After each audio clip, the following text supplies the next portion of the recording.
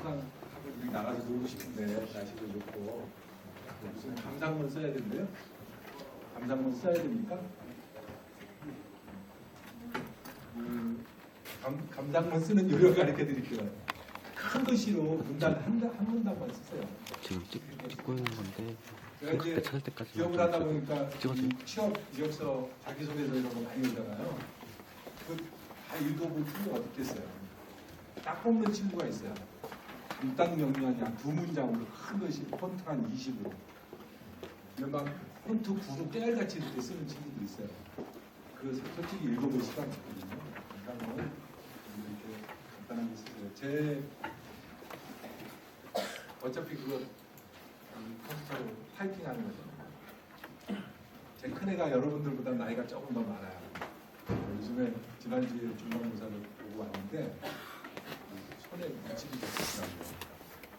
왜 이렇게 물집이 잡혔냐 했더니 80분 동안 답안지 10장을 자기 채우는 거예요. 그런 시험. 그러니까 속으로하게 물집이 잡히죠. 그래서 미쳤다 그랬어요. 누가 그런 시험 문제를 내가 도대체 어떤 교수가 요즘 세상에 물집이 잡지 않다. 하여튼 다양한 사람들이 있어요. 그렇죠? 저는 80분에서 90분을 해야 된다고 말씀을 하셨는데 80분만 할게요. 10분이라도 여러분 쉬셔야지 나시죠. 지금부터 80분이니까 3시 20분. 3시 23분 정도에 맞춰드릴게요. 오늘 이 80분 동안 얘기를 하려면 다양한 주제로 얘기를 해야 되는데 그렇게 제가 미천이 많지는 않아요. 한 3꼭지 정도 말씀을 드릴까 싶어요. 제가 몇 살 가지고요. 맞히는 사람한테는 옛날에 선물도 주고 그랬는데 지금 선물을 못 갖고 왔어. 선물도 안 이렇게 갖고 왔는데. 제가 8학번입니다. 여러분들 몇 학번이에요? 1, 4학번, 뭐 1호학번 이렇죠? 저하고 한 거의 35년 그 정도 차이 나거든요. 근데 이 35년은 사실 살아보니까 또 별게 아니더라고요. 금방 가요. 금방. 그래서 제가 첫 뽑기는 제가 35년 이렇게 살아온 얘기 잠깐 하고 어떻게 살았나 앞으로 여러분들의 미래에 있거든요. 저렇게 사는 사람도 있고 이렇게 사는 사람도 있고 그러니까 제가 살아온 얘기를 잠깐 하고 두 번째는 살아온 삶을 얘기하면서 제가 이렇게 축구를 좋아해요. 축구를 인생에 제가 비유를 잘해요. 축구 한 경기가 우리 인생 한 토막하고 비슷한 것 같아요. 여기 잠깐 하고 그다음에 여기 이 뛰어는 거 우리가 결국은 뭐 도전을 하고 살아야 되는데 끊임없이 뭐 새로운 일을 하는 게 도전하는 거잖아요. 그죠? 여러분들이 한밭대학교 무슨 과를 선택한 것도 여러분들이 도전합니다.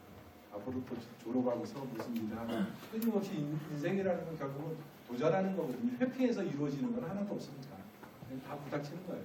부닥쳐서 내가 깨지기도 하고 뭐 상대방이 깨지기도 하고 뭐 그런 거겠죠. 저는 88년도에 졸업을 했습니다. 그때 그 88년 영화도 있었죠. 88년 그런 1980 1987? 뭐 그 세대예요. 그러니까 여러분들이 가장 혐오하는 소위 386 세대, 586의 세대예요. 제가 여러분들 굉장히 혐오하죠. 그죠? 근데 여러분들 시절에 저희들은 그런 그 정의감, 이 독재 타도에 대한 불끓는 동기, 뭐 이런 투쟁심 이런 걸로 공부해본 적이 없는 것 같아요. 여기 나가서 우리 여기 교수님들 계시지만 공부 잘해서 교수님 되신 분 계세요 여기. 근데 저희처럼 공부 못한 사람들은 뭐 공부하기 싫으니까 매일 나가서 돌 던지고 돌 던지는 방법도 있어요. 막 익히는 거야. 돌 던질 때 이게 하늘로 던지는 애들은 제일 하수. 어디로 던지냐면 바닥으로 깔아 던지고. 그래서 스피니 먹어서 어떻게 돼요? 그죠? 보통 우리 경찰도 이렇게 앞에는 마스크 많이 하잖아요. 지금 홍콩 시위 엄청 많이 하잖아요.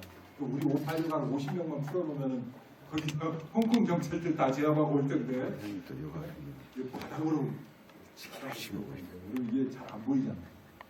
그리고 바닥에 딱 맞는 순간에 스피니 먹어가지고 이제 일단 많은 많은 사람한테 상처를 주고 살았어요. 근데 그들이 또 우리 친구들이잖아요. 같은 세대. 그리고 이제 가르쳐주지 노하우를 걔들이 야 짱돌을 던져주면 아니라 이렇게 던져야 돼. 그리고 노하우는 또 전수 받고 전수해주고 화염병은 어떻게 던져야 돼. 그리고 예전에는 그 백골단이라고 있었어요. 이게 잡아서 한 명만 조지는 거죠. 그거 겁먹잖아요. 변호를 하는데 이제 한 명이 잡혀갖고 죽도록 맞는 걸 우리가 보고 있으면 겁나잖아요. 두려움을 내서 걔네들의 역할은 뭐냐면은 한 놈만 걸려라. 그런 거 하여튼 두대 놈. 저도 한 2번 죽어봤어요. 다리가 부러질 정도. 인정나려고 시켜요. 근데 그거를 당연한다고 생각하고 살았어요. 요즘에 그런 일이 있으면 어때요? 뭐 큰일 나죠. 요즘에는 절대 그러면 안 돼요.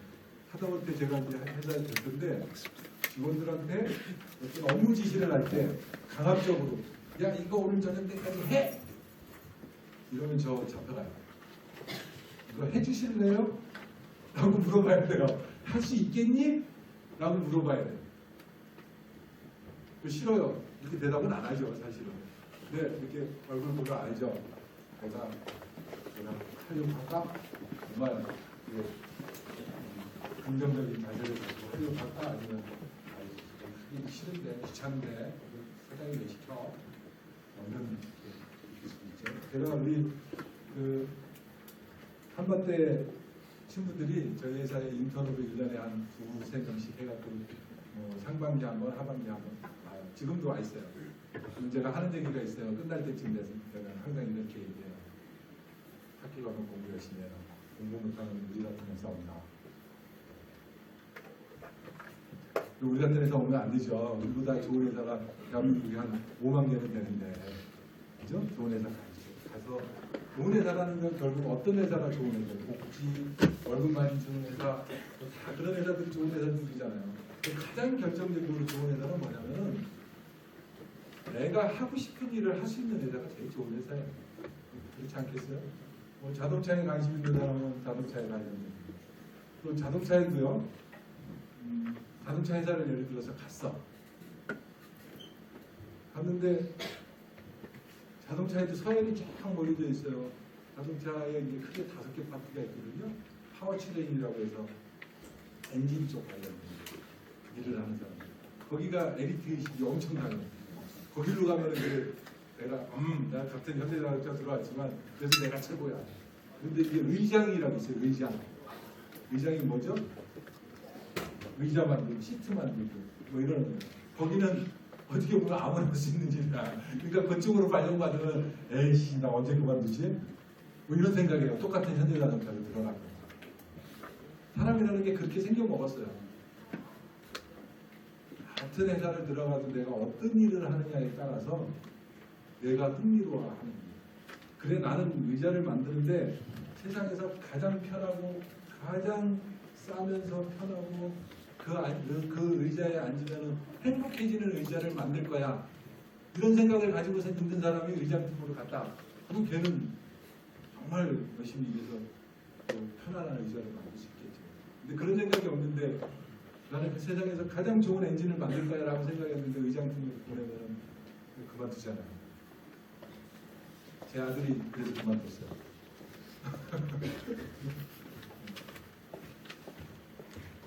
그런 거예요. 그래서 제가 88년도에 우리 세대는 별로 공부를 안 한 것 같아요. 여러분들이 한 거야 10분의 1도 안 한 것 같아요. 노력도 한 10분의 1도 안 한 것 같아요. 그래서 여러분들 세대에 대단히 진짜 미안한 그런 감정을 가지고 있어요. 대충 공부하고 대충에서도 사회가 막 발전하는 시대였으니까 그냥 찬스가 많은 거예요. 저희가 찬스가 많았었는데 여러분들은 엄청 치열하죠. 이제 여러분들이 진짜 하고 싶은 일을 하려면 굉장히 치열한 그런 세상에 살고 있어서 그렇게 치열한 세상을 만들어놓은 원죄가 우리한테 있어갖고 아니 여러분들한테 미안해. 그래서 여러분들한테 해줄 수 있는 얘기라고는 용기를 가지고 열심히 잘 살아보세요. 이 말뿐이 할 수 있는 말이 없는 것 같아요.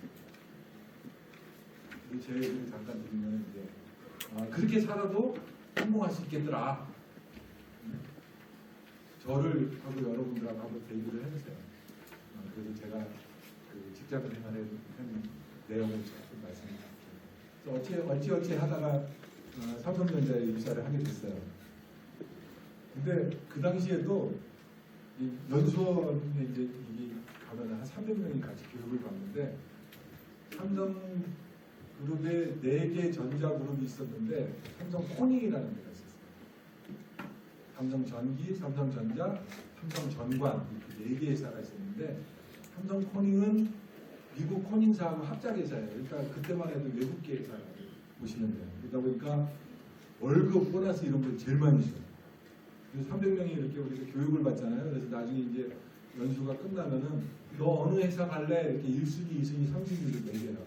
그리고 그 중에서 300명 중에서 280명 정도가 나 삼성코닝 갈래는 거예요. 저희는 그런 정보가 전혀 없는데, 저는 없었는데, 어떻게들 알고서, 야, 삼성코닝 가면 일도 편하고 월급도 많이 준대, 그리고 뭐 이래, 복지도 좋대. 280명을 다 간다요? 삼성코닝 직원 병력 안 되니까 한 5명 받죠? 그래서 거기서 성적순을 확 잘라서 5명 가요. 그 다음에 월급 많이 주던 데가 삼성전관이라는 데였어요. 지금 현재 삼성 SDI. 배터리 만드는 회사이죠? 그 회사라고 월급을 많이 줬어요. 그 당시에 잘 나가고 있어요. 그래서 삼성전자가 제일 후졌어요. 보통 삼성전자 이렇게 지원을 해서 가면은 그 당시에 뭐 삼성전자가 뭐 반도체를 잘하기 주로 매출이 일어났던 게 가전 부분도 LG가 더 좋았죠. TV도 LG가 더 잘 만들고 냉장고도 LG가 더 잘 만들고 겨우 이제 무선 사업, 통신 사업부 발령이 나고 통신 사업부가 그 당시에 어디 있었냐면 구미에 있었어요. 구미로 발령을 내는 거예요. 그럼 반은 삼켰어요. 내가 구미까지 같이 왜 이렇게 그러면서 그러던 시절이었습니다. 그러던 시절. 그다음에 이제 현대그룹이 그 현대전자라는 회사를 하나 만들었어요. 우리도 전자를 해보자. 현대전자라는 회사를 만들어갖고 다 뽑아간 거야. 야 월급 많이 줄게. 막 다 뽑아가니까 우리의 선택의 폭이 굉장히 많았어요. 그다음에 기본적으로 대학교를 졸업하는 학생 수도 작았고 1년에 지금 몇 명씩 졸업하니까 인구는 줄었지만 뭐 웬만하면 다 대학교 졸업하잖아요. 그죠? 그때만 해도 대학 지강률이 한 40% 정도뿐이 안 됐기 때문에 일단 절대적으로 숫자가 작았어요. 경쟁을 해야 되는 숫자가 작았던 거죠. 그게 좀 편하게 직장을 들어갔어요. 어찌어찌 하다 보니 들어가서 그냥 뭐 어찌어찌 직장 생활을 했어요. 8년을 딱 하고 왔는데 재미가 없는 거야. 하는 게 그렇고 그래서 그런 차에 중소기업이죠. 이런 일 해볼래? 1996년도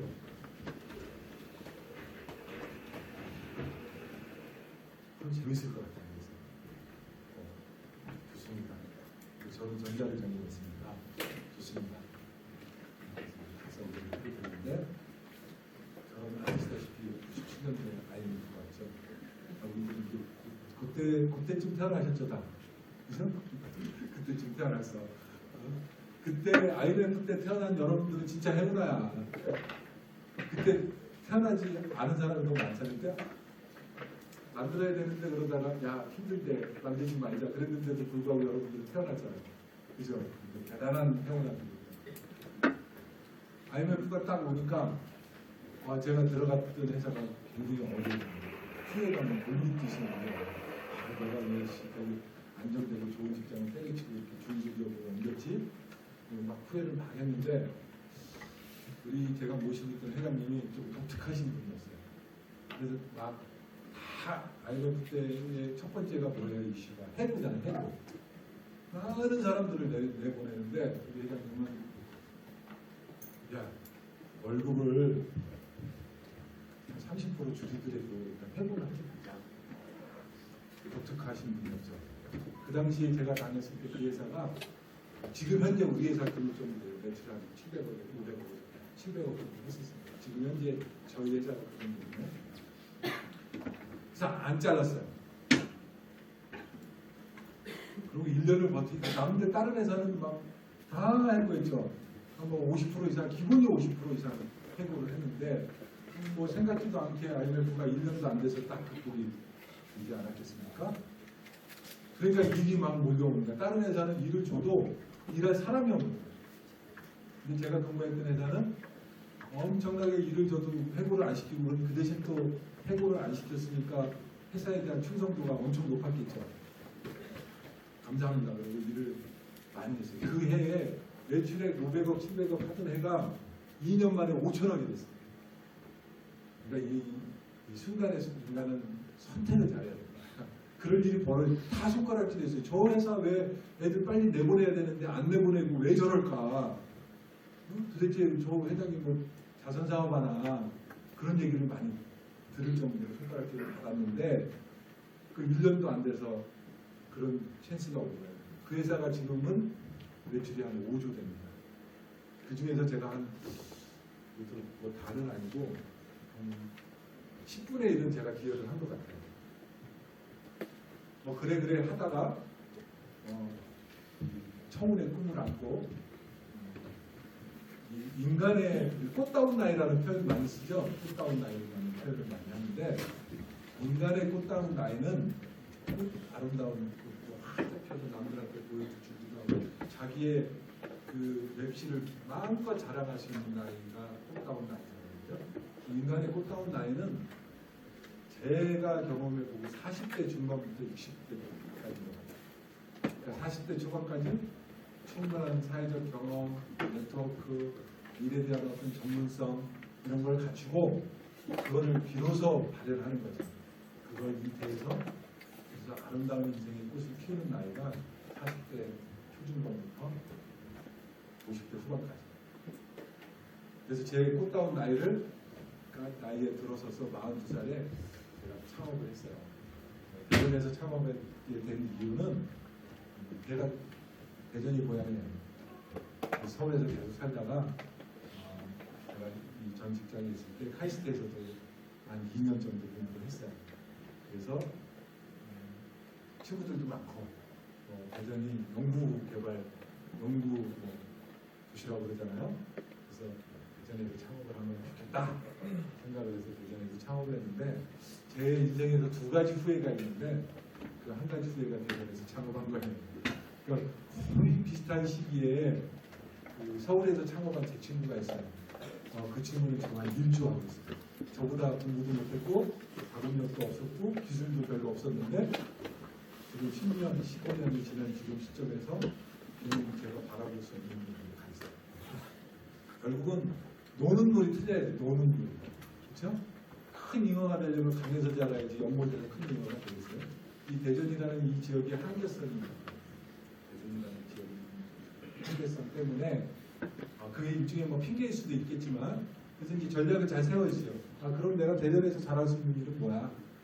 이제 나름대로 이제 전략을 세우면서 사는 거죠. 제가 2006년에 창업을 해서 제가 창업을 할 때는 굉장히 럭키하게 창업을 했어요. 쉽게 막 그냥 그 없는 돈 막 모으고 뭐 이렇게 해서 창업한 게 아니라 미국 우리 포드라고 알죠? 회사? 그런데 지금은 조금 많이 깔아냈어요. 전 세계에서 상업용 자동차를 최초로 만든 회사가 포드잖아요. 2000년대 초까지만 해도 포드가 전 세계 넘버가 아니었어요. 1000만 대씩 만들었어요. 지금은 한 250만 대 정도 만드나? 그게 그래서 포드에서 2006년에 저한테 돈을 줬어요. 한 400만 부 정도. 그리고 앞으로 1년에 200만 부씩 4년 동안 대주겠다라는 계약을 해서 제가 창업을 했는데 여러분들 아실지 모르겠지만 2008년도에 전 세계 금융위기가 왔죠. 리먼 브라더스 사건이 났어요. 2008년도면 여러분들 초등학교나 중학교 그렇죠? 그래서 포드가 투자할 여력이 없어졌고 1000만 대씩 만든 차를 1년간 셧다운 한 거예요. 차를 안 만들었어요. 돈을 안 대준 거죠. 그래서 저는 계속 돈을 잘 대줄 거라 생각을 하고 막 무리한 투자를 했죠. 근데 갑자기 2008년도에 돈을 안 대주니까 힘들어졌어요. 그래서 2010년, 2009년, 2010년에 이제 벤처 캐피탈이라고 아시죠? 성장 가능성이 있는 회사한테 돈을 투자해 줍니다.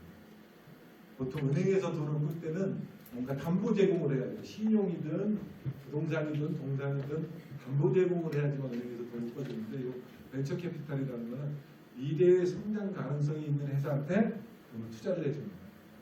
그래서 그 돈을 받았어요. 한 50억 정도. 근데 이게 공짜로 안 주죠. 족쇄가 채워지는 거야. 노예계약, 현대판 노예계약이 되는 거야. 너 경영은 이렇게 해야 돼. 돈은 언제까지 얼마 벌어야 돼. 이런 조건들이 막 뒤에 줄줄이 붙어요. 남의 돈 쓰기가 쉬운 일이 아닌 거죠. 그래서 2013년도에 상장을 했어요. 그 사람들이 돈을 벌고 나가려면은 회사를 뭐 상장을 해야 될 거 아니에요. 그래야지 소위 뭐 엑시트라고 해서 출구 전략, 돈을 투자하는 거에 대한 출구 전략이 있어야 되거든요. 그래서 저희가 상장을 해서 그 사람들은 돈을 많이 벌고 나갔어요. 근데 정작 일을 열심히 한 우리 회사 직원들은 어때요? 제가 물론 우리 사주들을 이렇게 주고 그랬지만 뭐 여러분들 가끔 신문이나 이런 데서 그 언론에서 보면은 어느 회사가 우리 사주 혜택을 받아서 직원 한 명당 몇 억씩 받았대더라 그런 기사들 가끔 보죠. 그죠? 그리고 우리 회사는 1인당 한 1억 정도 받았던 것 같아요. 줬던 것 같아요. 그런 혜택을 줬던 것 같아요. 정작 돈을 많이 번 회사는 저기 그 돈을 투자하는 회사.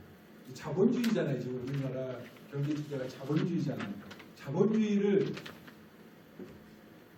아주 그냥 적나라한 한국말로 표현하면 뭘까요? 그렇죠. 돈이 최고야. 그죠? 돈이 최고야. 이 자본주의라는 뜻이 그거예요. 그러니까 우리가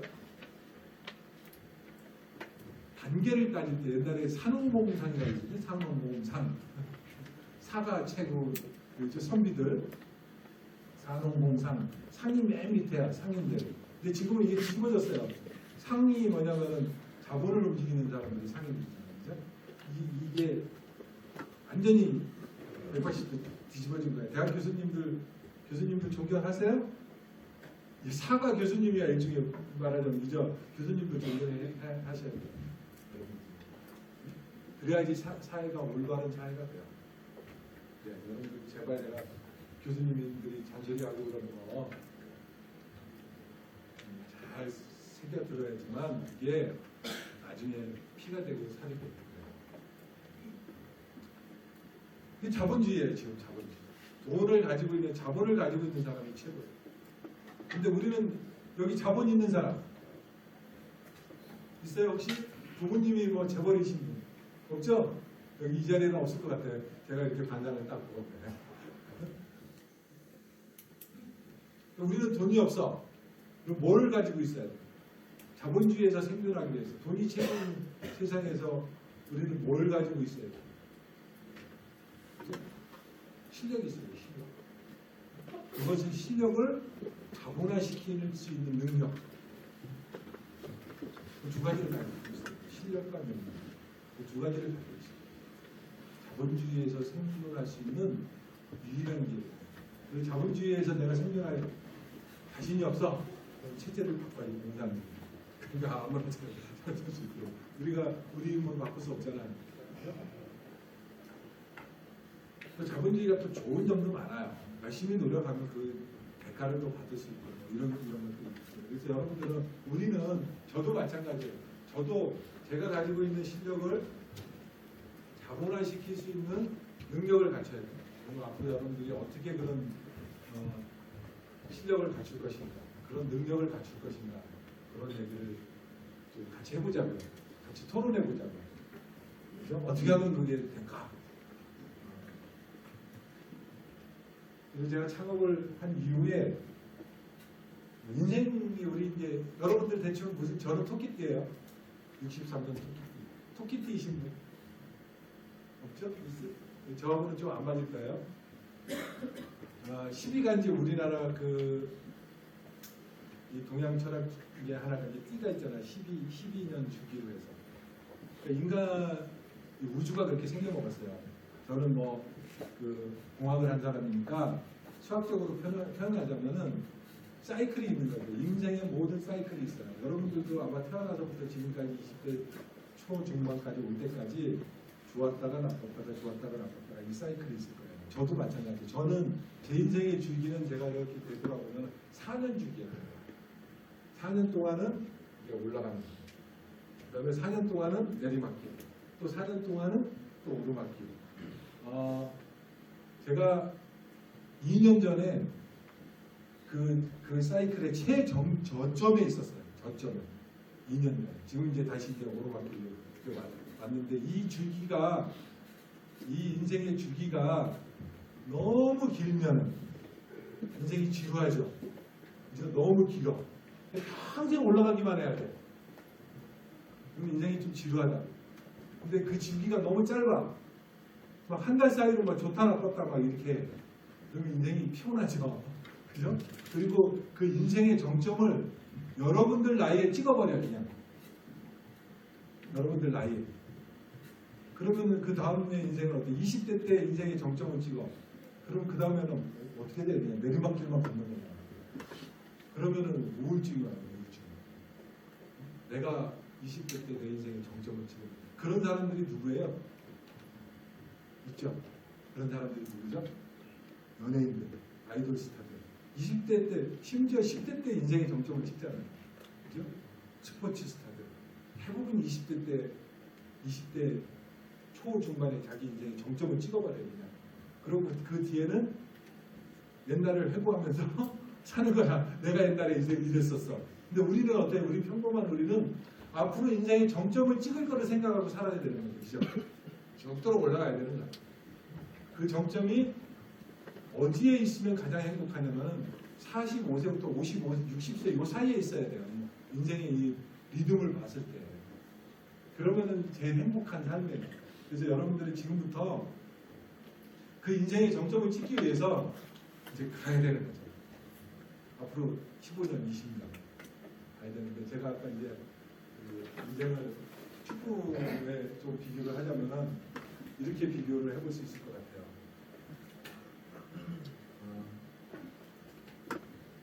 직관하신 분 혹시 축구장에서 손 들어보세요. 옛날 같은 막 선물 막 준다고 하면 막 손 들었는데 걔한테 선물을 준비를 못 해왔어. 축구장 직관을 한 1시간 전에 가면은 이제 선수들이 나와서 워밍업을 해요. 홈팀이 먼저 나와요. 홈팀이 먼저 나와서 30분 동안 워밍업을 합니다. 그 다음에 어웨이 팀이 나와서 한 20분 해요. 여러분들이 들어가요.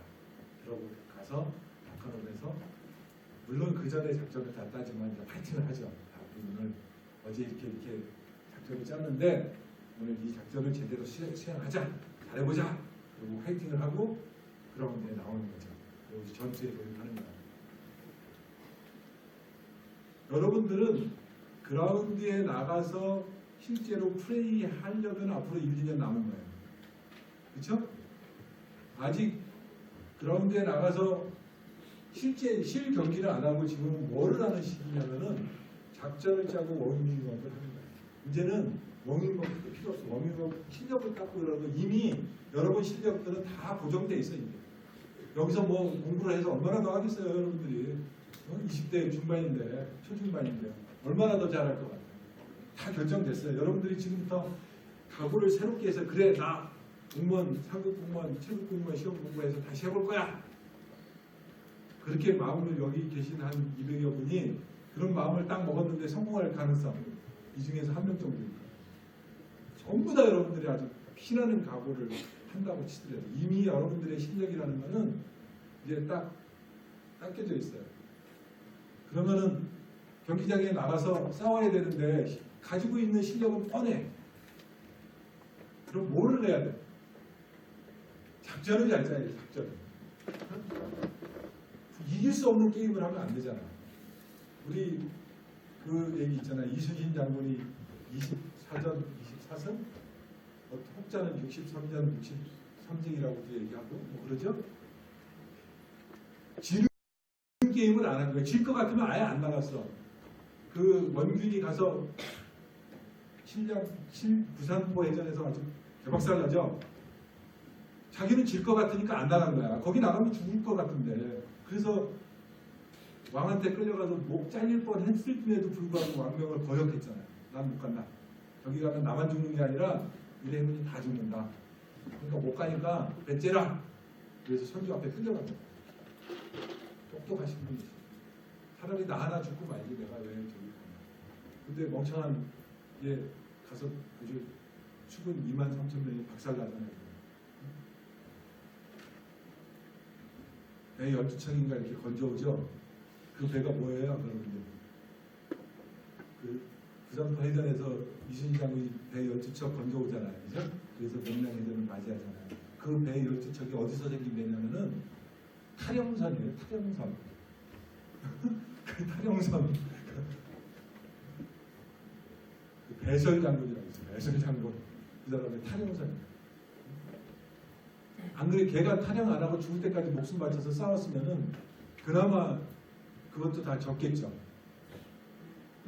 여러분들 우리가 가지고 있는 실력이라는 게 빤해.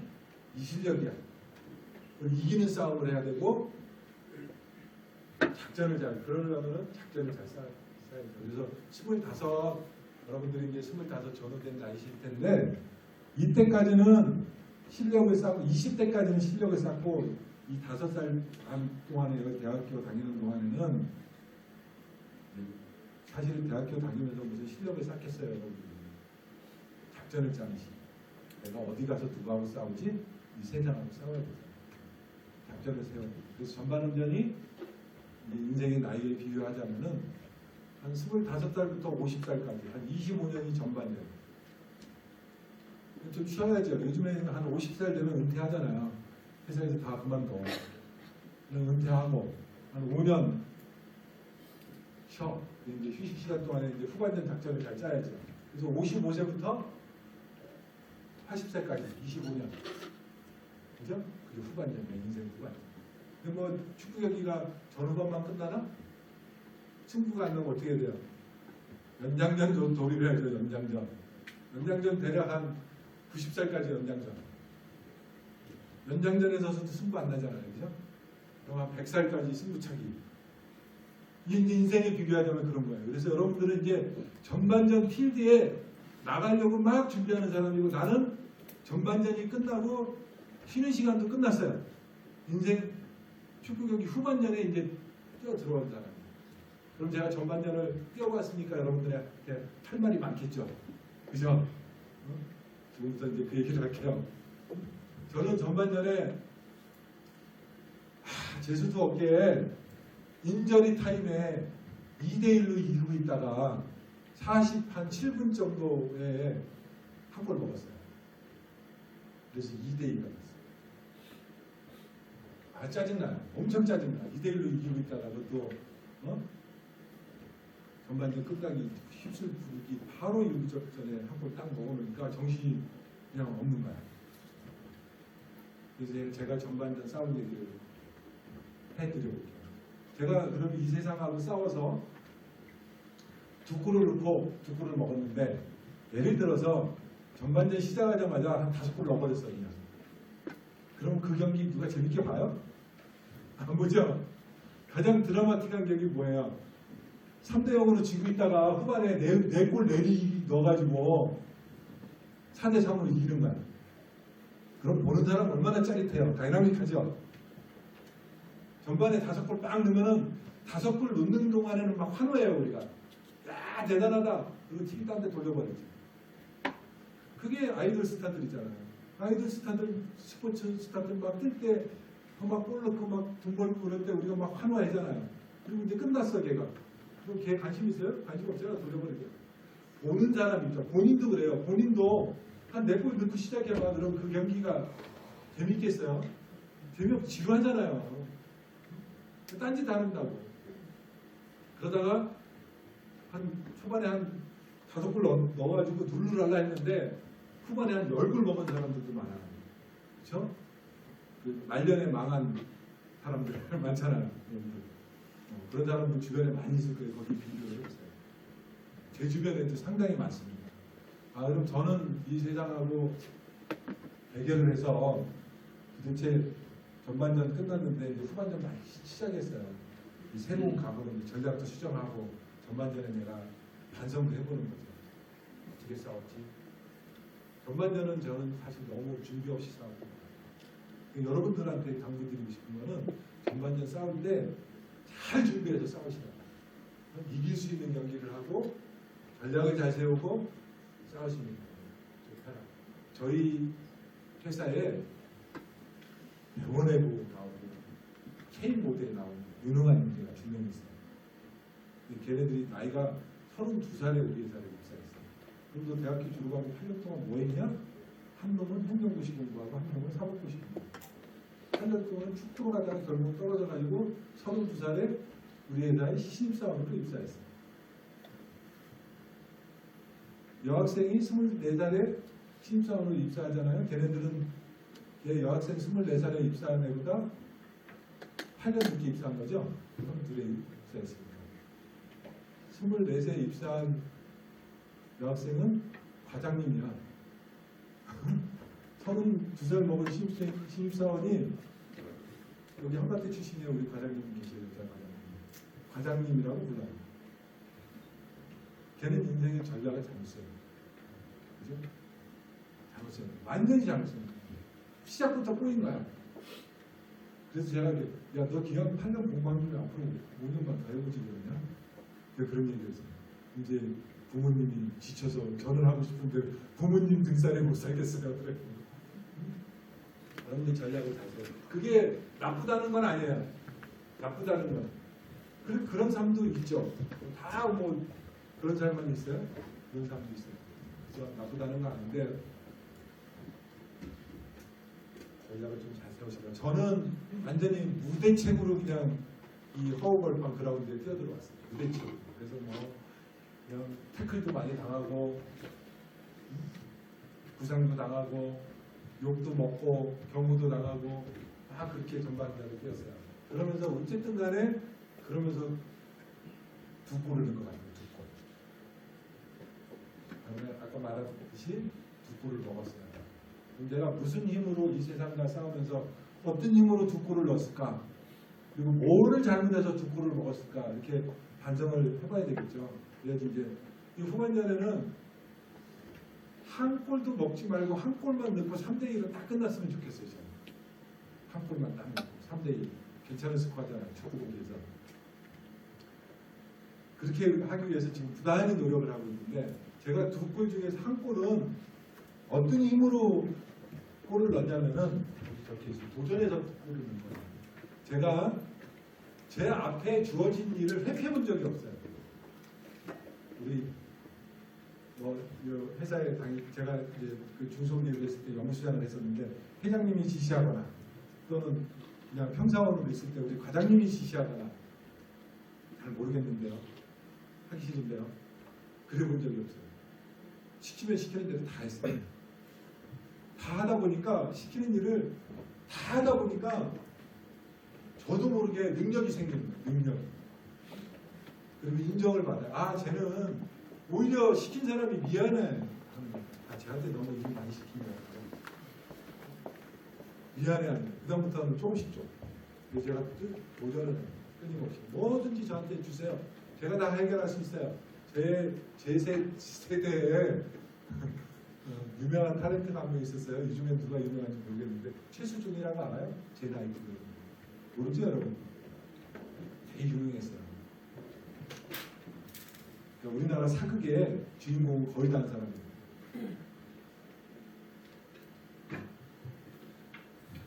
제 별명이 하수종이었어요. 하수종. 약자는 뭐냐면은 하수 종발 차리자. 모든 문제 되는 거 쟤한테 갖다 주면 다 해결해요. 쟤한테 갖다 다 해결돼. 그래서 다 저한테 가져오는 거야. 그 가져오면 귀찮을 것도 한데 귀찮죠 사실은. 실증 나고 짜증 나고. 그러면서 그런 일들을 제가 하면서 굉장히 실력이 많이 늘었던 것 같아요. 그 대책 없이 시작했던 삶이었는데 전반전이었는데 그런 일을 하면서 능력도 생기고 인정도 좀 받고 이런 일은 그 친구한테 맡겨. 저는 끊임없이 도전을 했어요. 끊임없이 찢어집니다. 슈팅 난발한 거죠. 그러니까 슈팅 난발. 그러다가 얼떨결에 한 골 들어간다. 얼떨결에. 그게 그걸 제가 이렇게 표현해서 그렇지 정확하게 순화된 언어로 표현하자면은 제가 대단한 집중력을 가졌어요. 뭔가 하나에 쫓기면은 그 일을 끝장을 봐야 됐어요. 한 우물을 깊게 잘 팠어요. 물 나올 때까지 판 거야. 우리 인생은 결국은 우물 파기하고 비슷해요. 여러분들이 어디에다 도전을 하게 되면 끝까지 도전해서 섭지를 하면서 물이 나올 때까지 해야 되겠죠? 근데 두 대까지 팠는데도 물이 안 나와. 그럼 어떻게 해야 돼요? 두 대까지 팠는데도 물이 안 나와. 그게 내 무덤이에요. 거기서 죽으면 돼요. 물이 막 조금만 팠는데도 물이 콸콸 나와. 별로 노력 안 했는데 어쩌다 보니까 막 물이 로또 당첨된 것처럼. 그러면 그거 어떻게 해야 돼요? 주변하고 잘 나눠 쓰면 돼요. 근데 주변하고 안 나눠 쓰고 지 혼자 먹겠다고 하다가 다 재미없게 사는 거야. 여러분들이 빨리 성공을 하면은 빨리 성공한 만큼 주변하고 쉐어링을 좀 잘 하시고 끝까지 팠는데도 물이 안 나온다. 그러면 이번 생에서는 나는 그냥 여기서 죽어야 되나 보다. 그렇게 받아들이세요. 근데 저는 하는 분은 정말 열심히 팠던 것 같아요. 하는 분 끝까지 팠더니 뭔가 조금 나왔어요. 금맥은 아니지만 다이아몬드 막큰그 수맥은 아니었지만 그래도 먹고 살만한 물은 나왔던 거예요. 그다음에 한 골 또 났죠. 두 골 났어요. 그거를 어떤 일을 하겠다는 진정과 열정으로 한 골을 넣고 두 번째 골은 정말 재수예요. 재수. 이렇게 가다 보니 공이 와서 내 발 맞고 들어간다. 재수. 우리 그런 거 용어를 좀 뭐라고 얘기해요?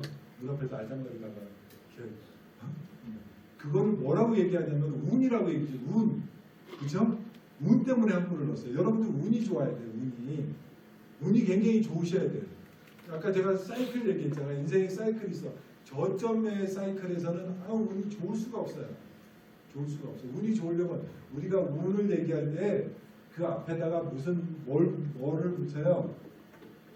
사람 운은 뭐를 하냐? 인덕이라고 그러죠. 인덕. 사람의 복이 있어야 돼요. 좋은 친구들을 사귀어야 되고 좋은 인간관계를 맺어야 되고 그런 인간에 대한 좋은 운이 있어야 되고 그다음에 결국 타이밍이 맞아야 돼요. 타이밍. 그렇죠? 시운이라고 그래요. 그거를. 우리 인생은 우리는 다 무슨 여행자입니까? 시간의 여행자예요. 시간을 항해하는 거예요. 인생이 지금도 이 시간에도 시간이 째깍째깍 흘러가지만 시간의 여행자입니다. 근데 시간의 여행을 잘 하려면은 어떻게 해야 돼? 미지의 시간으로 가는 거잖아요. 앞으로 무슨 일이 벌어날지 모르잖아요. 시간 여행을 잘하는 방법이 뭐냐면은 공간 여행을 자주 다녀보는 거예요. 공간은 우리가 미지의 공간에 가는 거잖아요. 그죠? 그 미지의 공간에 가서 새로운 경험을 하고 새로운 것을 보고 이런 거에 많이 충실하게 되면은 내 인생, 즉 시간을 여행하는 데 있어서 굉장히 많이 도움이 돼요. 여러분들한테 여행을 좀 많이 다니시라.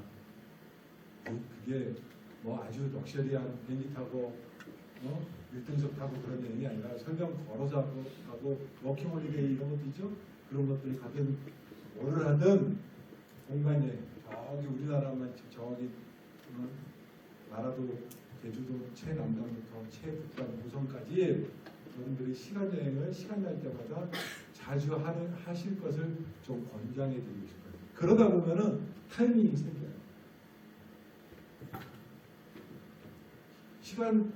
결국은 내가 그 시간에 그 순간에 공이 내 발에 와서 맞아가지고 들어가는 거예요. 어쩌라고. 그죠? 그게 결국 시운이야. 타이밍이야. 그 타이밍을 잘 잡으려면은 여러분들이 공간 여행을 많이 다니시면서 그런 나름대로의 미지의 세계에 대한 경험치를 좀 높여주는 거죠. 그래서 저는 행운으로 한 골을 넣고 아까 말씀드린 제 인생에 대한 열정을 한 골을 먹었어요. 근데 두 골을 먹었어. 뭐 때문에 두 골을 먹었을까? 첫 번째 골은요, 제가 조급해서 먹었어요. 조급해서. 그냥 가만히 있어서 저기서 한 50m 드리블을 하고 온 거야. 저한테 골을 넣으려고. 50m 정도 드리블을 하고 오면 상대방이 지시잖아요. 그냥 가만히 있어도 돼. 그냥 내가. 가만히 있어도 지가 지푸레 던져, 지푸레 나가 떨어져서 헛발질 할 텐데 그걸 모르고 그걸 뺏겠다고 내가 날려들다가 내가 조급해서 헛발질해서 안 먹어도 될 꼴을 먹어. 그래서 여러분들 굉장히 인생이 깁니다. 생각보다 대단히 길어요. 이 가을 햇볕이 이렇게 길게 내리치는 것처럼 대단히 길어요. 그러니까 여러분들 절대 좀 조급해하지 마셨으면 하는 게 제가 해드리고 싶은 얘기 중 하나입니다. 그리고 또 한 골은 왜 먹었냐면요. 아까 제가 인절이 타임에 먹었다고 그랬잖아요. 인절이 타임. 이게 제 경우니까 이거를 객관화시키거나 보편화시킬 수는 없어요. 그렇죠? 제 경험을 얘기하는 겁니다. 여러분들은 각자 아이덴티티가 있어요. 나는 뭘 잘해? 나는 아까처럼 저처럼 뭔가 하나 꼽히면은 집중력을 발휘해서 끝까지 한번 해볼 수 있어요. 라든지 아니면 나는 얇지만 아주 폭넓게 한눈에 그냥 쫙 훑어볼 수 있어요. 내지는 나는 손끝의 노하우가 엄청 좋아. 예민해. 그래서 탁 보면 촉으로 알 수 있어. 뭐 이런 것들 있잖아요. 가위바위보 할 때 이거 뭐 상대방 심리를 읽거나 이런 거 하면서 가위바위보 해요? 가위바위보 다 하나, 둘, 셋.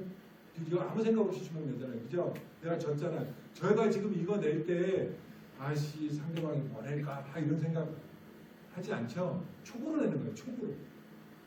그 감각이 굉장히 좋은 사람들이 있어요. 가위바위보에서 많이 이기는 사람들 있잖아요. 아 쟤는 뭐 가위바위보 하면 어떤 것이냐 이런 친구들은 굉장히 촉이 좋은 감각이 좋은 거예요.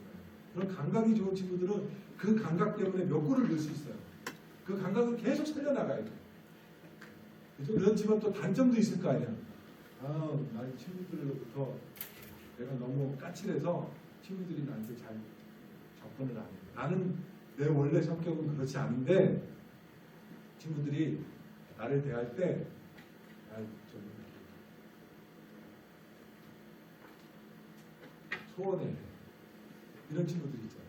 실제 내 마음은 안 가요. 제가 좀 그런 편이었어요. 제가 굉장히 생긴 거하고 다르게 굉장히 살려는 사람, 농담도 잘하고 친화력도 나름대로 있는데 제 모르겠어요. 여러분들 되게 좀 쉽게 가가지고 말 걸기가 쉽지 않은 사람이라는 얘기를 어려서부터 되게 많이 했어요. 실제는 그렇지는 않아요. 굉장히 친화력도 좋고 그런데 처음 만난 사람들이 저를 조금 좀 포스가 있어 보이는데 전혀 포스가 없는데 뭐 이런 말들을 많이 했어요. 그러니까 여러분들이 각자 가지고 있는 하느님이 주신 그런 나름대로의 내면의 장단점들이 다 갖고 계세요. 그 장점을 잘 살려야지만 골을 넣을 수 있어요. 그리고 그 단점을 잘 방어해야지만 골을 안 먹어요. 제가 경솔한 성격이에요. 경솔한 성격이니까 한번 먹습니다. 그죠? 경솔한 성격. 그냥 가만히 있어도 되는데 제가 굉장히 의사결정이 빨라요. 우리 직원들이 무슨 결제 서류를 다 요즘에 뭐 전부 다 그 전자결제 시스템이니까 전자결제를 막 와요. 그러니까 저도 막 그 많은 결제를 다 하려면 귀찮으니까 그냥 깔깔깔 눌러요. 그러면서 저는 결제를 다 해놓고 나와서 나중에 얘기하면 야 너 이거 왜 했어? 그러면 사장님 결제하셨잖아요. 그런 일이 종종 있어요. 그럼 제가 후회하는 건 뭐예요? 그런 경솔함. 그게 제가 보완해야 될 가장 큰 단점이라고 생각해요. 그래서 이 인생 후반전을 뛸 때는 절대 내가 경솔하지 않고 진중해야 되겠다. 이런 거를 다짐을 하루에 한 5번씩을 하는 것 같아요. 솔직히 말씀드려요. 작은 일에 경솔하지 마. 경솔하지 마. 그런. 두 번째 골은 왜 먹었냐면은 제가 사람들하고 사귀고 이런 거를 좋아해가지고 이 타인에 대한 지나친 믿음 때문에 두 번째 꼴을 받았어요. 사람이라는 존재는 다 자기 개인의 이익 추구를 하는 거잖아요. 그죠? 내가 우선이야. 내가 사람이라는 게 어떠냐면 심리가 어떠냐면은 그 심리학 실험을 한 것들이 많아요. 빵을 정확하게 이 세 명이 앉아 있어요. 3분의 1로 정확하게 n분의 1을 해서 이렇게 세 사람한테 나눠 주면은 이 세 사람이 공이 이런 생각을 한대요. 내가 좀 덜 가진 것 같은데. 그렇게 생각합니다. 그거는 100%의 사람들이 다 그래요. 똑같이 과학적으로 측량을 해가지고 이렇게 3분의 1을 해서 줘도 어느 정도로 나눠주면은 그래 공평해라고 생각할 것 같아요. 이거 심리학 책이 나와요. 몇 프로 정도? 여러분들이 생각하기에 몇 프로 정도 줘야지만 공평해, 그래 공평해 라고 생각할 것 같아요. 65대 45? 7대 3? 어느 정도 나눠주면 공평하다고 생각하실 거예요. 대답할 사람. 저는 45%만 줘도 공평하다고 생각할 겁니다. 라고 생각하시는 분. 있으면 제가 선물은 없지만 사제를 털어라도 10,000원짜리 하나 줄게요. 있어요? 없죠? 없어요 진짜로? 저는 진짜요? 하이파이브 한번 해요. 제가 그랬어요. 제가 조심해야 돼요. 그런 사람들 조심해야 돼요. 저처럼 돼요. 제가 내 손에 있는 것도 내 거라고 해본 적이 없이 살았어요. 저는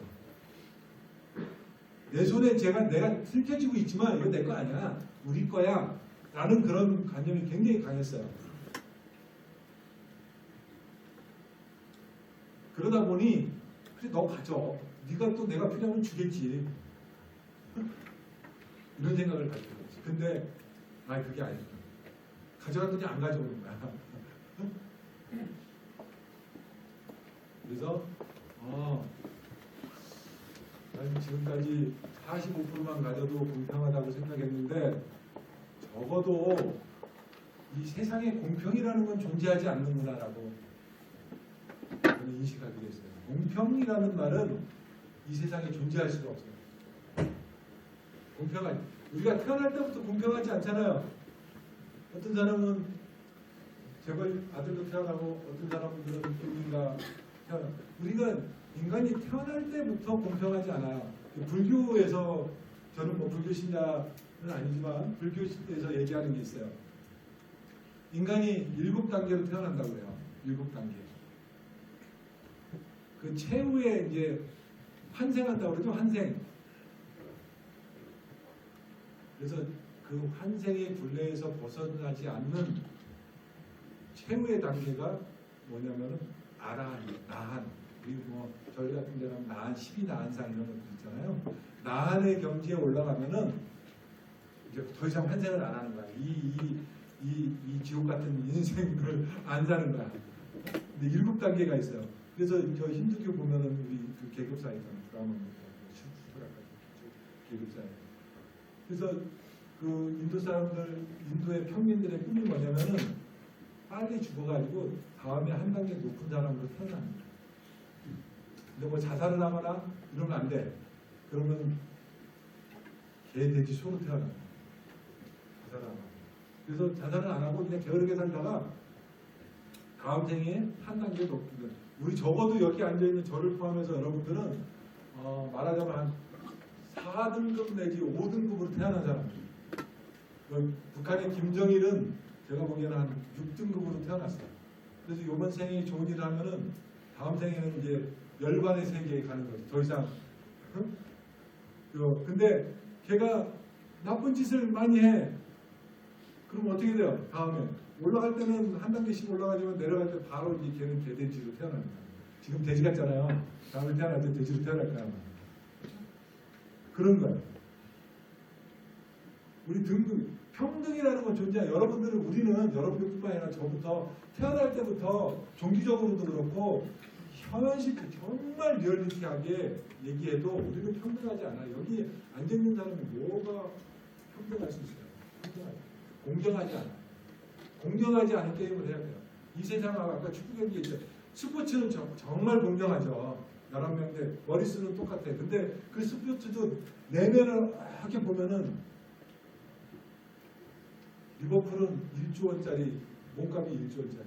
토트넘은 4천억 분이 안 돼. 이거 공정해요?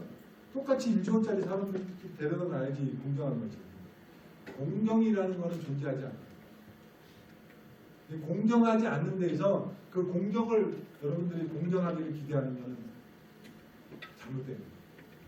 잘못됐다고 얘기해 줄 수 있어요. 그거는 그냥 구로서요. 우리 공정하지 않은데 인간이 위대한 거는 뭐냐면은 공정하지 않은 삶을, 공정하지 않은 세상을 공정하게 만들려고 노력하는 게 인간. 그게 위대한 거예요. 그렇죠? 그래서 저는 타인에 대한 공정하다, 이 세상이 공정하다고 믿어가지고 한골을 먹었어요. 저 사람이 공정하다고 생각해서 한골을 먹었어요. 그래, 공정하려고 노력하는 거는 인정. 그러나 공정하지는 않다. 그래서 제가 그 후반전을 이제 준비해야 되잖아요. 후반전을 준비해야 되는데 두 가지 이제 각오를 한 거죠. 경솔하지 말자. 내가 너무 성격이 경솔해. 그다음에 아까처럼 내 손에 있는 떡도 내게 아니야. 세상은 공정할 거야. 라는 믿음을 빨리 버리자. 공정하기 위해서 노력하는 건 좋지만 그거는 인정하지만 그게 위대함이지만 공정하지 않다는 걸 전제로 해서 나는 싸워야 된다. 저쪽이 나는 지금 11명이 우리 팀은 11명이지인데 저기가 100명하고 내가 싸워야 돼. 공정하지 않죠. 공정하지 않으니까 나 안 싸울 거야. 이럴 수 없잖아요. 싸워야 돼. 공정하지 않은 그거를 인정하고 싸워야 돼. 그럴 때 싸울 때 그런 상황에서 싸울 때 만들어내야 되는 게 뭐냐면은 전략이고 기술이에요. 질 것 같다 그러면 돌아서야죠. 그죠? 질 것 같은 싸움을 왜 해? 유순신 장군처럼 해. 질 것 같으니까 안 가면 내가 선조 앞에 가서 거기 죽을 뻔해. 유순신 장군이 사기에 의하면요 14시간을 무릎 꿇고 왕 앞에 앉아 있었어요. 무릎 꿇고 14시간. 그래서 그 유명한 재상이 있어요. 이산해라고. 그 사람이 저 죽이면 안 됩니다. 저 죽이면 안 됩니다. 이순신 죽이면 안 됩니다. 계속 그래가지고 그래도 살려줘라. 선조는 죽이고 싶어서 판정을 했었지만 그래 살려줘라. 그런 의지가 있어야 돼요. 나는 안 지는 싸움을 해요. 여러분들도 절대 지는 싸움 하시지 마시라. 어떤 싸움이 이기는 싸움이냐 그런 걸 좀 잘 생각해 주셨으면 좋겠습니다. 뭐 이렇게 얘기하다 보니까 이제 두 꼭지를 얘기했고 마지막 제가 슬라이드 준비한 요 꼭지를 얘기하면서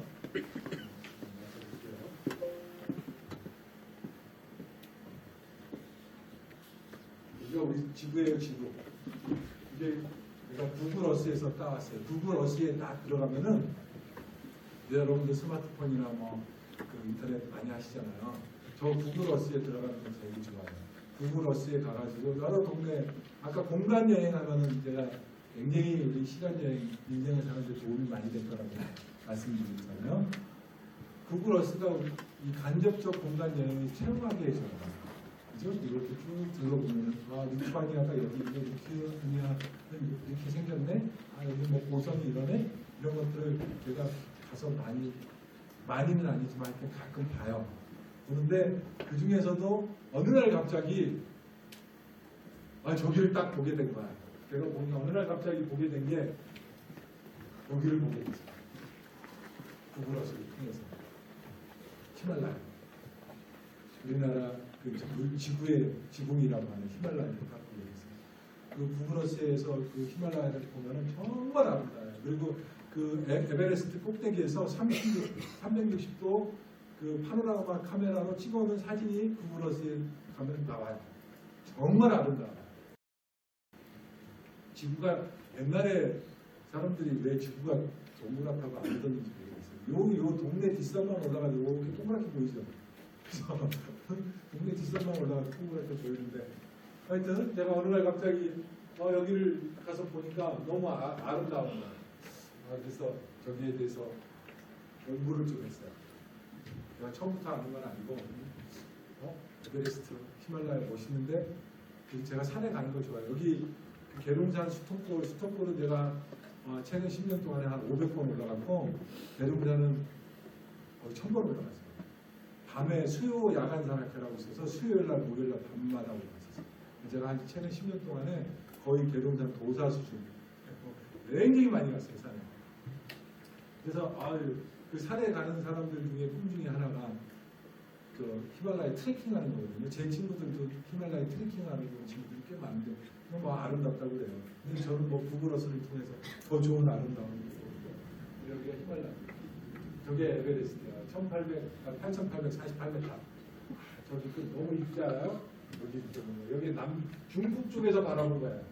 중국 쪽에서 찍은 사진이 되게 예뻐요. 그 네팔 쪽에서 찍은 사진은 다음 장에 나오고. 그래서 이게 북벽이죠. 우리가 그래서 이쪽으로 올라가는 게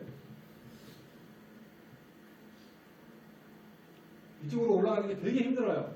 거리도 길고. 그다음에 여기에 이제 그 에베레스트가 우리가 히말라야 평원이라고 하거든요. 타밀 고원인데 거기가 평균 높이가 한 4,000m 돼요. 4,000m에 히말라야 산맥이 있는 거고 그 히말라야 산맥 중에서 가장 최고봉이 에베레스트예요. 8,000m 이상 되는 봉우리가 한 14개 정도 돼요. 14자라고 하는데 그 14자를 다 등반한 박영호 대원이라고 있어요. 그 사람이 몇 년 전에 죽었어요. 8,000m 이상 되는 우리 원무식 대장이라고 얘기 들어보셨죠? 그런 분들이 그 14자 등반을 다 하는 거예요.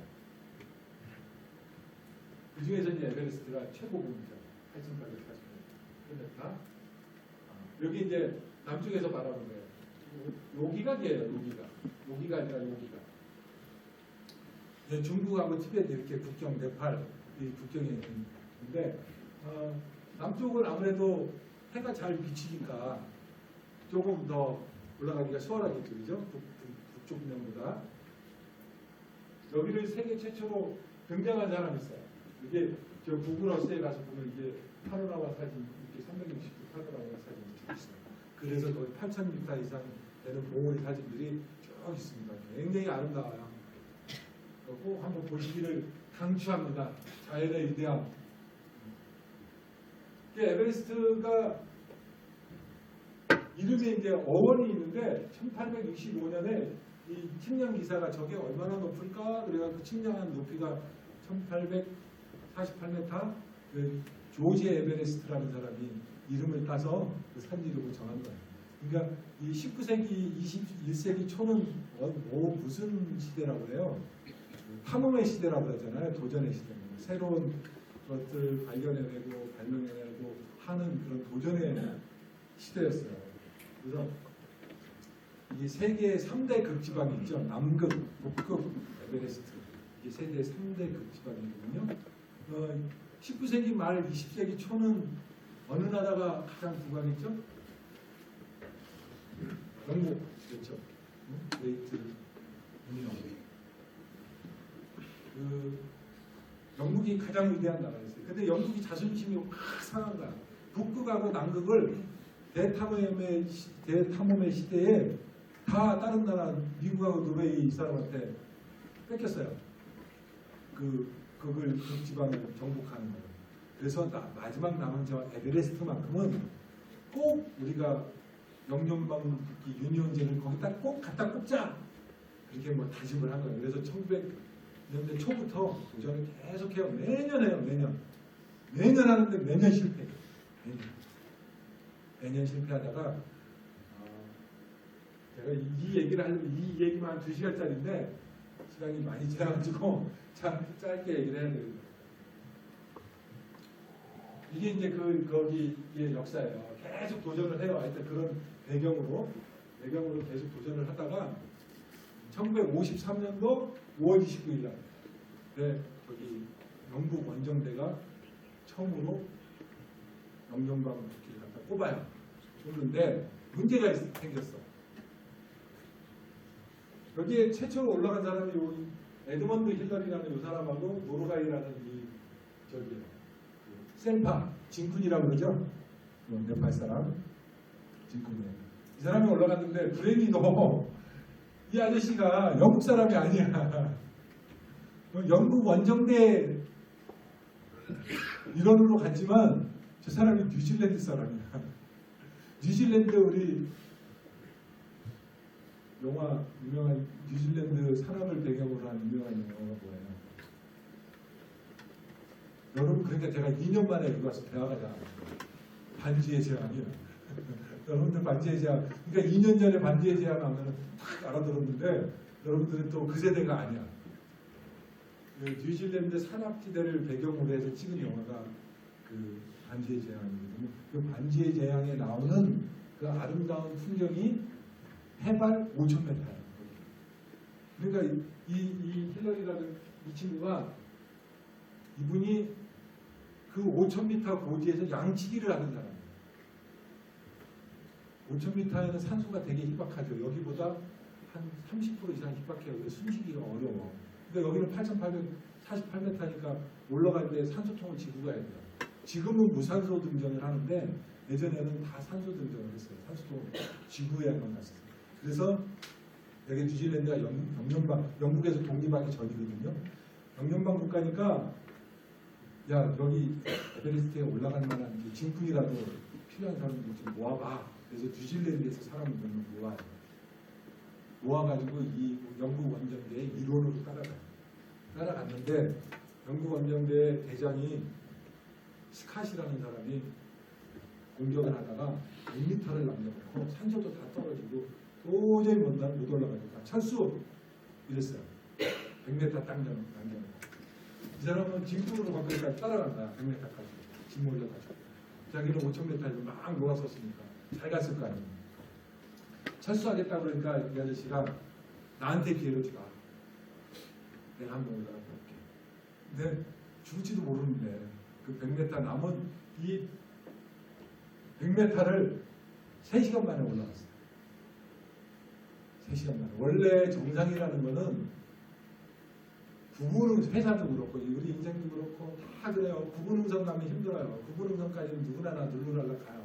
여러분들 4학년 1학기까지 졸업할 때까지는 학점 B0 맞은 친구나 F 수두락하게 권총잔 친구나 A0 맞은 친구나 비슷하게 다 가요. 그냥 대학생활 비슷하게 하잖아. 그럼 이제 졸업할 때쯤 되면 아이고 머리가 그러는 거야. 그쵸? 그거 똑같아요. 모든 인생이 뭐 마찬가지잖아요. 99%까지는 다 가. 나머지 100m는 못 가서 후퇴하는 거야. 이 친구가 3시간 동안 악정부터 끝에 올라가가지고 깃발을 빡 꼽아요.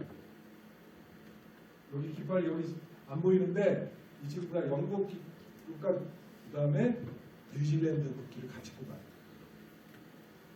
그래서 뉴질랜드의 영웅이 내려와서 영국은 영국 원정대니까 우리가 꼽았어 그러지만 뉴질랜드는 뭔 개소리 우리나라 사람이 꼽았는데 그래갖고 이 아저씨가 이래야 뉴질랜드의 영웅이 됩니다. 100m 남겨놓고 하여튼 5시간 걸렸어요. 100m 올라갔어요. 그래서 이게 최초로 에베레스트를 탐험한 그 등정로예요. 이렇게 올라가서 이렇게 내려온 거예요. 꼭대기를 감을 찍고. 그러면서 이분은 근데 여기 올라간 게 중요한 게 아니라 이분이 이 이후의 삶이 굉장히 중요해요. 그래서 네팔에 가서 봉사활동도 많이 하고 그 뉴질랜드의 영웅으로서 막 칭송을 받고 뉴질랜드에서 온갖 제안을 다 받아요. 정치인이 아닌 살아있는 사람이 집회에 초상화가 들어간 세계의 유일한 사람이에요. 이게 뉴질랜드 5불짜리 집회거든요. 이분이 2008년도에 돌아가셨어요. 그래서 수상제 선거에서 정치에 입문해서 수상까지 되라고 막 그래요. 근데 그거 다 거절하고 이분은 네팔에서 그 에베레스트를 원정 오는 사람들한테 길도 안내주고 네팔에 대한 자연보호, 에베레스트에 대한 순상 이런 것들 해요. 그런 삶을 사시다가 돌아가신 거예요. 근데 그렇게 훌륭한 사람을 근데 이분이 하신 너무 유명한 말들이 있어요. 제가 막 스킵을 해야 돼서 그러니까 nothing venture, nothing in. 도전이 없으면 성공도 없다. 여기가 에베레스트 도전을 했기 때문에 그 100m 남겨놓고 다 포기한 거를 죽음을 불사하고 저요했기 때문에 유명해진 거예요. 그래서 이 우리가 유명한 벤처라는 말도 여기서부터 모험이라는 말부터 이때부터 유명해진 거예요. 이분으로부터 출발한 말이에요. 우리가 벤처기업에 모험기업 그런 거 얘기하잖아요. 이분 말로부터 출발한 말이에요. 그리고 그 자기가 최초로 에베레스트에 정복했다고 해서 의시되는 게 아니라 경건한 마음. 그 다음에 역사의식을 가지고 뉴질랜드 독립이라는 꿈을 가지고 그 자기가 이루어낸 업적을 뉴질랜드의 독립에 애쓰는 그런 인생을 사신 분이에요. 정말 훌륭하신 분이에요. 위대한 정치가 못지않게 훌륭한 삶을 하신 분이에요. 이 편견이 있어요. 꼭 한번 읽어보시기를 추천하고요. 그냥 우리나라로 돌아오면은 이게 이분이 1977년도에 올라갔어요. 고상동이라고. 이분이 진짜 우리나라의 전설 같은 산사나이에요. 79년도에 돌아가셨어요. 산에서 돌아가셨어요. 미국의 북미에서 제일 높은 맥켄리봉이라고 있는데 거기서 하산하다가 죽었어요. 정상을 밟고. 이분이 전 세계에서 몇 번째로 올라갔냐면 14번째로 올라갔어요. 77년도에. 53년도에 에드먼드 힐러리가 첫 발을 뒤진 이후에 이분이 14번째. 우리나라가 77년대는 거지같이 살던 시절이거든요. 그 거지같이 살던 시절에 에베레스트 갈 생각을 한 거야. 가서 정상을 밟았어요. 그리고 그 정상을 밟고서 한 유명한 말이 있습니다. 그 유명한 말이 제 카톡에 떠 있어요. 뭐라고 얘기했냐면 너무나 감동적인 말이었어요. 대장님, 무전으로 날렸을까요? 정상에 가까이서. 대장님, 더 이상 모를 것이 없습니다. 제가 정상에 도착했습니다. 이렇게 얘기한 게 아니야. 더 이상 모를 것이 없습니다. 이분이 그렇게 얘기했어요. 무전으로. 여러분들 인생에 있어서 내가 목표를 한 곳에 더 이상 오를 수 없는 곳까지 한번 가보세요. 그게 에베레스트가 돼도 좋고 슈통골 정상이 돼도 금소봉 정상이 돼도 좋아요. 여러분의 목표를 나는 지금 가치 실력이나 나의 전략이 운동화 신고 에베레스트 올라갈 수 있어요? 못 올라가잖아요. 운동화 신었으면 여기 금소봉이 딱이에요. 적어도 등산화 신어야지만 여기 관음봉 갈 수 있어요. 운동화 신고는 관음봉 그 자갈길 가기 힘들어요. 다리 아파요. 내려올 때가. 그러니까 여러분들이 가지고 있는 실력이나 여러분들이 가지고 있는 능력에 맞는 그런 목표 지점을 세우고 그 정상에 꼭 한번 밟아보세요. 그게 여러분들의 인생에 주어진 사명이에요. 여러분들 목표 중에서 혹시 나는 공무원 시험에 합격하는 게 내 인생의 목표야. 손에서 붙인다. 뭐 하시죠? 그리고 그런 것들을 한번 해보십시다. 그래서 제가 이분이 말씀하신 거를 제 카톡 그 뭐라고 해요? 푸사 밑에 이제 그걸 적어놨어요. 더 이상 모를 것이 없어요. 한번 가보자. 내 인생에서 더 이상 오를 수 없을 때까지 올라가는 정상이 없습니다. 제가 정리는 정상이 있어요. 그 정상까지 가보는 게 지금 한 9.5분 응선 정도 온 것 같아요. 그런데 아까도 얘기한 것처럼 마지막 100m, 10m 남겨놓고 다 죽는 거예요. 포기하는 거예요. 다 거기서 포기. 절대 마지막에 여러분들한테 포기하지 마시라. 그리고 목표를 잘 세우시라 이런 말씀을 드리고 시간이 거의 다 됐는데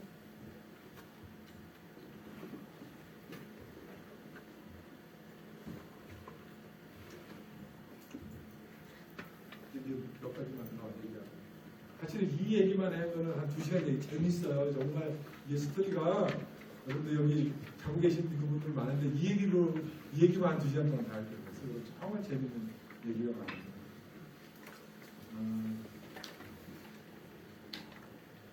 산에 대해서 되게 유명한 말이 많아요. 산에 왜 올라가십니까? 그거는 여러분 인생을 왜 사세요? 라는 질문하고 똑같아요. 여러분 인생 왜 사세요? 거기 산에 왜 올라가셔요? 라고 물어봤을 때 가장 우리가 명답이라고 말하는 대답 중에 하나가 뭐냐면은 산이 거기 있어서. 이게 가장 지금 해제되는 명답 중에 하나라고 얘기해요. 산이 거기. 너 왜 사니? 라고 물어봤을 때 기냥용. 라는 말하고 똑같아요. 우리 기냥이 하는 거예요, 그냥. 그냥 태어나셔서 너 왜 사니? 그러면 기냥용. 이 답이야. 산에 왜 올라가니? 산이 거기 있어서요. 또 두 번째, 이 에드먼드 힐러리가 말한 당신은 산에 왜 올라갔습니까? 라고 물어봤을 때 한 말이 있어요. 한 마디. 이 말을 마지막으로 해서 강의를 마칠게요. 너 산에 왜 올라가니? 했을 때 이 양반은 뭐라고 얘기했냐면은 그 산 너머에 뭐가 있는지 알고 싶었어요. 이게 답이었어요. 너 여러분 왜 사니? 아까 기냥님. 왜 사니? 내 삶의 끝에 뭐가 있는지 알고 싶어서요. 이게 답이에요. 그렇죠? 여러분들은 그냥 사시고 내 삶의 끝에 뭐가 있는지 한번 확인해 보시고 내 삶의 끝에 뭐가 있는지 확인하려면 정상에 올라가 봐야 돼요. 내 삶의 끝까지 살아봐야 되잖아요. 그죠? 그래야지만 내 삶의 끝에 뭐가 있는지 안다고. 해주시고 여러분들이 뭔가 이렇게 도전하는데 두려워하지 마시고 저 사람들이 두려워했다면 거기까지 갔겠어요? 목숨 걸고? 못 가요. 첨언에는 한 가지만 더 말씀드릴게요. 1983년도까지 에베레스트의 정상에 올라간 팀은 약 50개 팀이에요. 1983년도부터 1년에 50팀씩 올라가요. 그러다가 1990년대에 오면은 1년에 200팀씩 올라가요. 요즘에는 앞사람 뒤통수 보고 올라가요. 자, 세 번의 변혁이 있었어요. 여러분들 인생도 들어야 돼요. 똑같아요. 이 얘기를 내가 꼭 드리고 싶어요. 1983년도에 기술의 혁신이 생겼어요. 그전에는 거기로 올라가려면은 춥잖아요. 영하 40도. 옷을 내 몸무게가 70kg다 그러면 거의 140kg의 옷을 입고 가요. 안 얼어지고. 먹을 거 다 싸들고 가요. 근데 1982년도에 고어텍스가 개발됐어요. 영하 40도에서 한 겹만 입어도 방한이 돼요. 요즘에 여러분들이 입는 방한복 그게 돼요. 그래서 무게가 가벼워졌어요. 그래서 빨리 갔다 오셨어요. 예전에는 2달 걸려서 갔다 왔는데 오름이면 갔다 오십니다. 그러니까 먹는 것도 작게 가져갈 수 있고 가볍게 갈 수 있으니까. 그러니까 많은 사람이 올라왔어요. 그 다음에 90년대 들어와서 거기가 베이스 캠프가 4,000m 있었거든요. 8,848m 있다고 그랬잖아요. 이렇게 돌아가면 약 8km로 올라갔어야 되는데 베이스 캠프가 7,000m 고지에 생긴 거야. 그러니까 실제로 나는 4km만 걸어 올라가면 정상이에요. 예전에는 그래서 15일 걸렸던 게 일주일로 단축이 됐어요. 그 다음에 2000년대 들어와서는 루트가 한 길로만 갔었거든. 2000년대 들어와서는 루트가 7개가 생겼어. 그러니까 너나 나나 다 올라가는 거야. 자, 여러분들 우리 586, 386 세대가 베이스 캠프로 옛날에 우리 국민소득 제가 여러분들 세대는 2,000불이었어요. 지금 우리나라 3만 불이죠. 이렇게 베이스 캠프를 끌어올렸어. 그리고 여러분들 정상에 올라가기 더 쉬워졌어요. 쉬워졌는데 더 힘들다 그래. 우리가 길도 많이 개척해놨고 베이스 캠프도 많이 올려놨는데 이 사람들이 왜 힘들다고 그러지? 제가 궁금해요. 왜 정상에 가겠다고 하는데 옛날보다 더 힘들다고 그러지? 그래서 곰곰이 생각을 해봤어요. 왜 힘들다고 할까? 이유는 한 가지입니다. 가기 싫어. 내가 왜 거기 가야 되는데? 그냥 가만히 여기 있어도 되는데. 지금까지 제가 2시간 동안 여러분들이 가만히 있지 말고 꼭 가보시다라는 말씀을 드리려고 얘기를 한 겁니다. 경청해 주셔서 감사합니다.